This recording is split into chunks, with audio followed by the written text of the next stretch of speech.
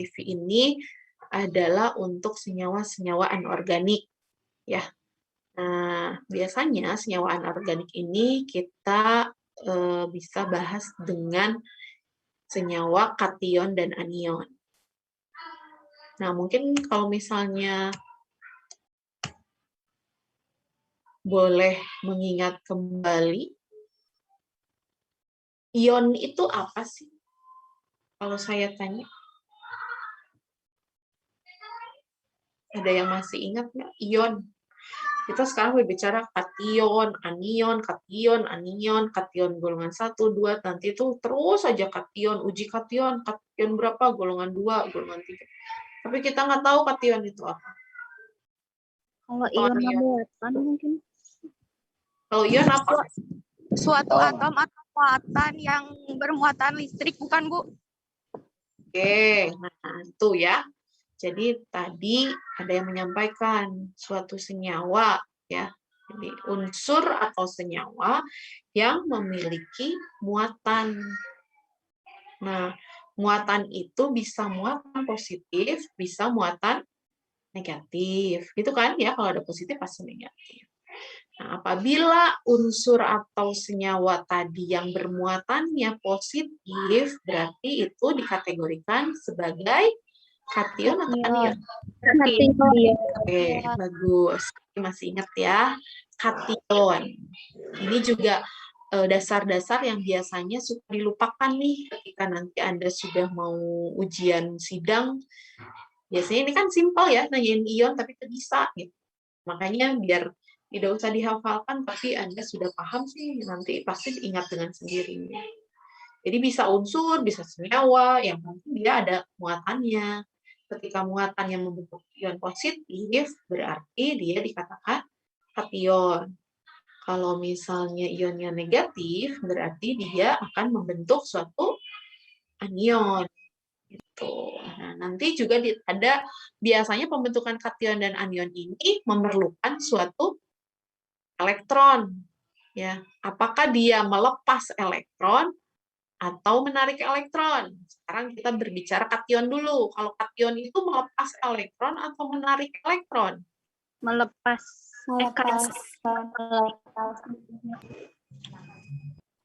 Kalau natrium ya, natrium pernah dengar kan? Na, unsurnya kan berarti Na.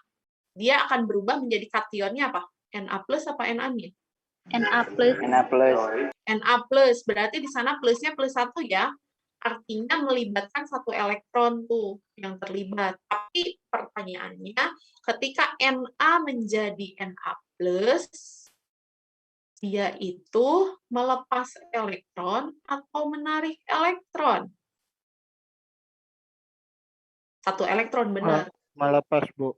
Melepas. Betul, melepas. Karena ketika, jadi si reaksinya itu nanti Na berubah atau menjadi tanda panah ke kanan ya, menjadi Na plus ditambah 1 elektron. Elektron kan muatannya negatif apa positif? Negatif. Negatif. Berarti sama-sama kan di kirinya Na-nya netral, berarti di kanannya juga plus dan min. Jadi netral lagi. Artinya maksudnya di sana kesetimbangan reaksinya terjadi gitu ya. Jadi Na menjadi Na plus dengan tambah 1 elektron. Tapi kalau Cl itu berubah jadi anion, biasanya Cl berubah menjadi Cl min kan? Nah, kalau Cl min berarti dia melepas atau menarik? Menarik.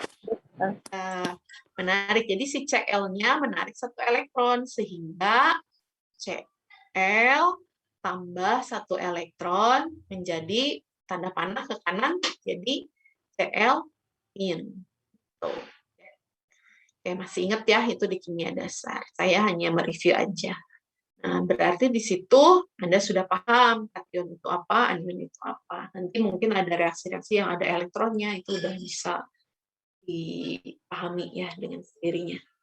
Nah, untuk identifikasi dapat digunakan pendekatan melalui pengamatan warna, bau, terbentuknya gelembung gas ataupun endapan, reaksi asam basa, ataupun redoks ataupun reaksi kompleks. Nah, ini untuk tes ataupun analisisnya ya, pengujiannya. Nah, itu bisa dengan pengujian awal itu ada uji nyala untuk ion kan ada.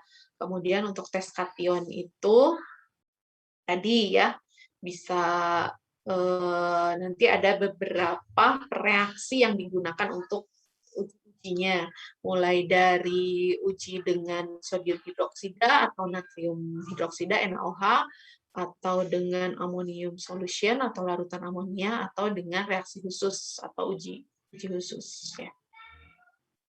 Nah, sementara untuk uji anion nanti ya sama Bu Chan itu setelah UT.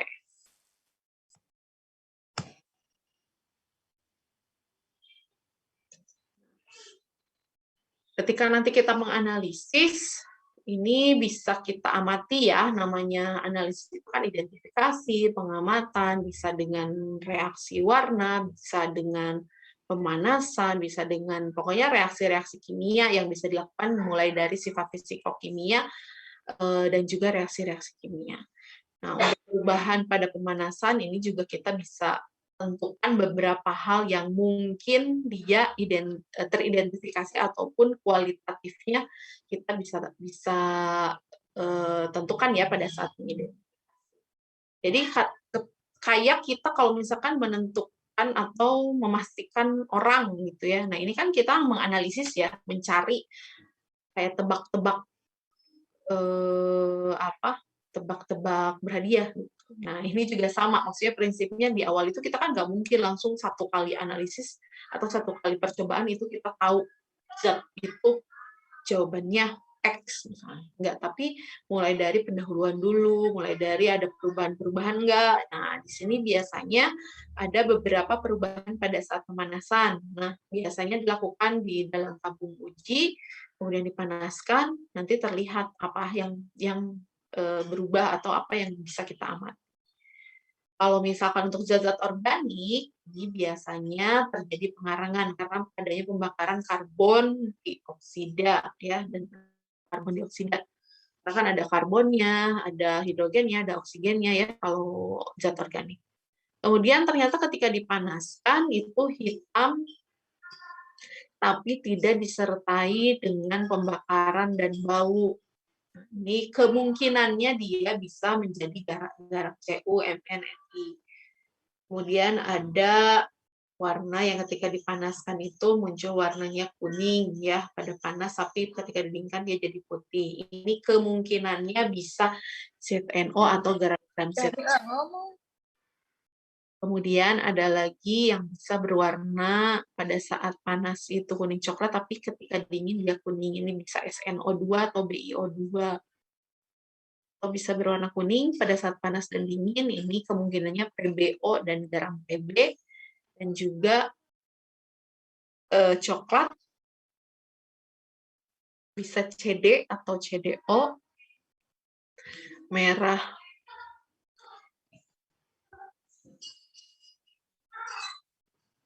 Merah hitam, ini apabila panas dan coklat apabila dingin, itu bisa kemungkinannya Fe2O3, dan apabila warnanya putih pada saat kondisi panas dan dingin, itu garam Na, kalium, barium, kalsium, magnesium, ataupun Pb, ya.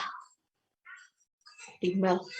Nah, ini apabila ada perubahan pada saat pemanasan, tapi ini tidak menjamin langsung jawabannya itu atau langsung kita tentukan hasil identifikasinya adalah zat tersebut. Ini diperlukan analisis yang lain ya, sehingga tidak hanya satu kali percobaan. Nah, cara yang lain juga kita bisa dengan pemeriksaan warnanya logam ya. Nah, ini artinya sebetulnya sebagai uji pendahuluan yang bisa dilakukan di awal ketika kita mendapatkan suatu sampel ya. Kalau misalnya ternyata ada nyala sesuai dengan misalnya dari parameter yang ada, berarti nanti kita tinggal lanjutkan ke reaksi spesifik.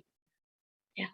Nah, kalau untuk nyala ini, mungkin kemarin Bu Nisa sama Bu Yunia juga sudah mulai ya di uji-uji pendahuluan memberikan secara teoritis singkat ya biasanya di praktikum.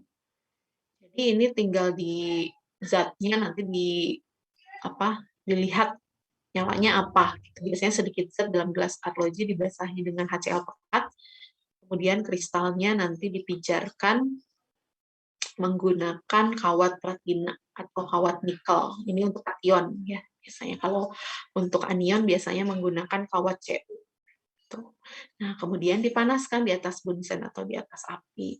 Nanti kalau misalnya si apinya terjadi warna nyalanya kuning. Kuning itu kemungkinannya berarti Na. Terus kalau misalnya ungu itu berarti kemungkinannya kalium. Kemudian kalau misalnya merah itu kemungkinannya litium. Ada lagi yang hijau, itu kemungkinannya dia barium. Merah kekuningan kemungkinannya kalsium. Biasanya antara kalsium dan litium tuh yang samar ya gitu ya, bisa dua-duanya, dan strontium.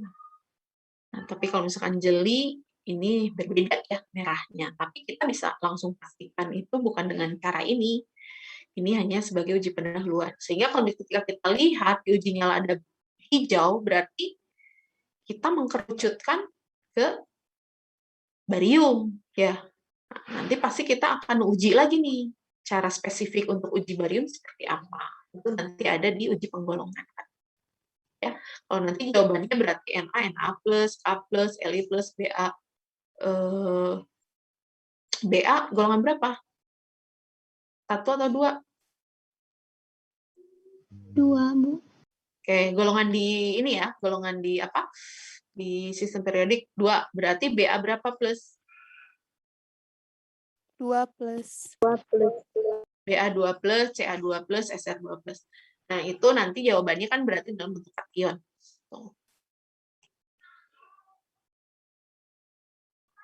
Nah, nanti juga kemungkinan ada analisis. Kalau tadi kan zat-zatnya memang ada dalam bentuk kering ya, itu bisa dilakukan. Ataupun kalau misalkan ada analisis secara basah, artinya dia dalam bentuk larutan, ini juga bisa kita lihat beberapa khas yang muncul dari beberapa kation ya, ataupun anion. Gitu. Nah, ini hasil reaksinya dapat diketahui dengan mengamati adanya perubahan yang terjadi yang pada umumnya berupa terbentuknya endapan, timbulnya gas, dan perubahan warna.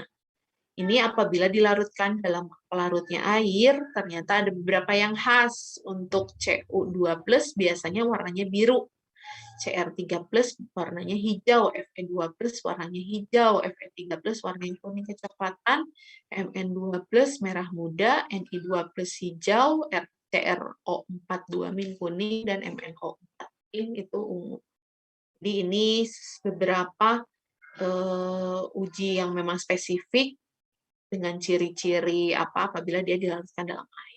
Nah, tapi kita pastikan lagi dengan uji-uji reaksi yang khas untuk anion-anion ataupun kation-kation tersebut.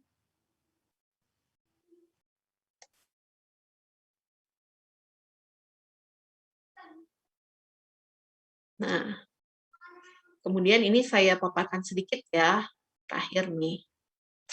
Jadi nanti kita itu untuk menganalisis kation ini dibagi menjadi 5 golongan kation. Ini kation ya, bukan sistem periodik. Kalau sistem periodik berarti ada golongan 1A,